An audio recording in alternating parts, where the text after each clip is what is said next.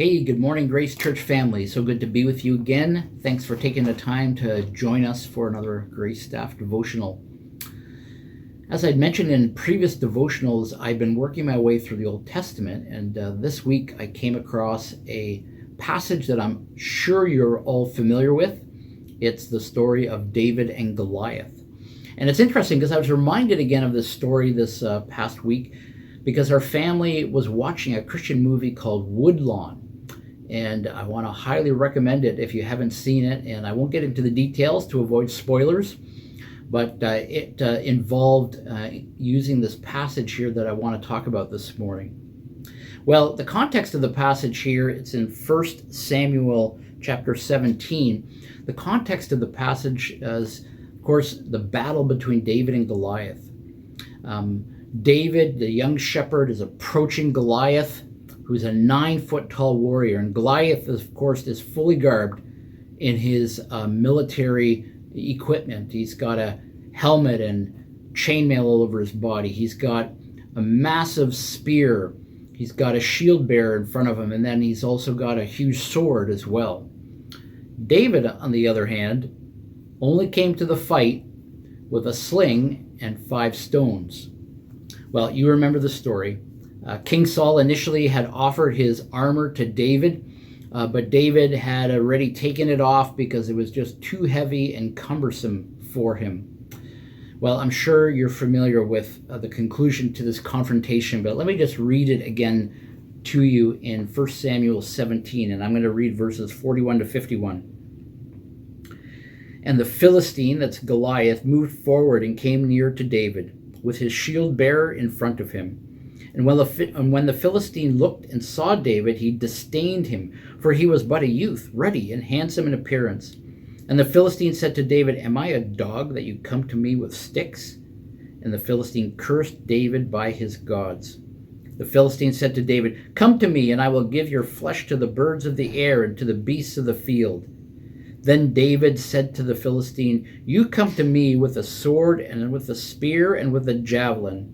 But I come to you in the name of the Lord of hosts, the God of the armies of Israel, whom you have defied. This day the Lord will deliver you into my hand, and I will strike you down and cut off your head. And I will give the dead bodies of the hosts of the Philistines this day to the birds of the air, to the wild beasts of the earth, that all the earth may know that there is a God in Israel, and that all his assembly may know that the Lord saves not with sword and spear, for the battle is the Lord's, and he will give you into our hands." When the Philistine arose and came and drew near to meet David, David ran quickly toward the battle line to meet the Philistine. And David put his hand in his bag and took out a stone and slung it and struck the Philistine on his head. The stone sank into his forehead, and he fell on his face to the ground. So David prevailed over the Philistine with a sling and with a stone, and struck the Philistine and killed him. There was no sword in the hand of David. Then David ran and stood over the Philistine and took his sword and drew it out of its sheath and killed him and cut off his head with it. When the Philistines saw that their champion was dead, they fled. Isn't that a great story? You know, when it comes to underdog victories, this is probably one of the best stories you could ever read, the story of David and Goliath.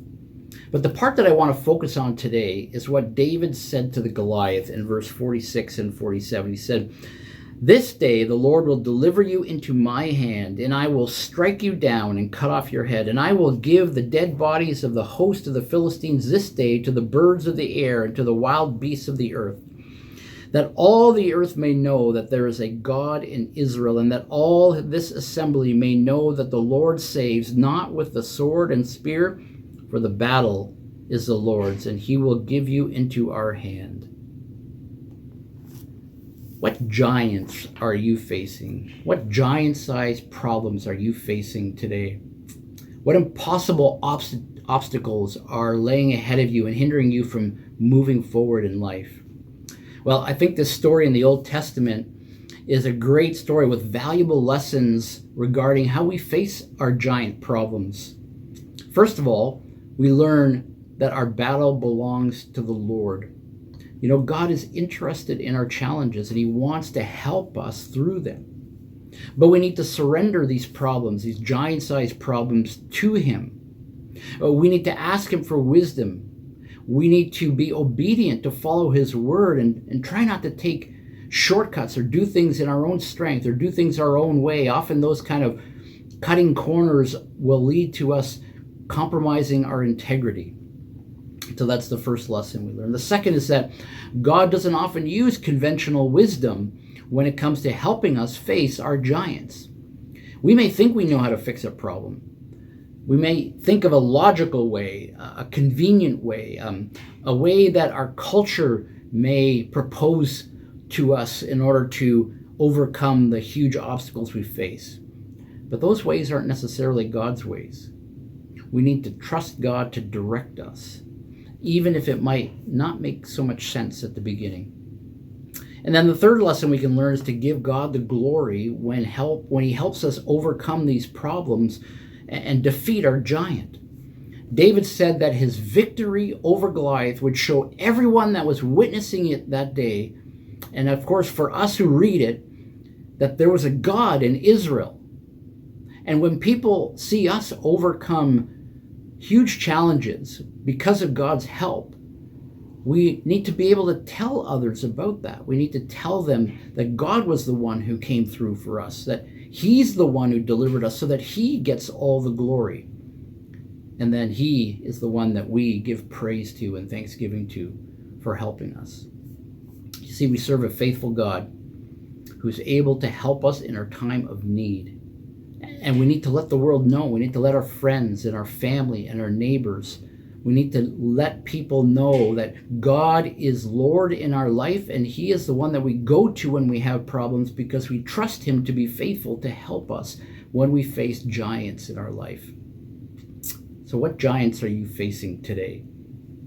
Give those problems to God because, as David said, the battle belongs to the Lord.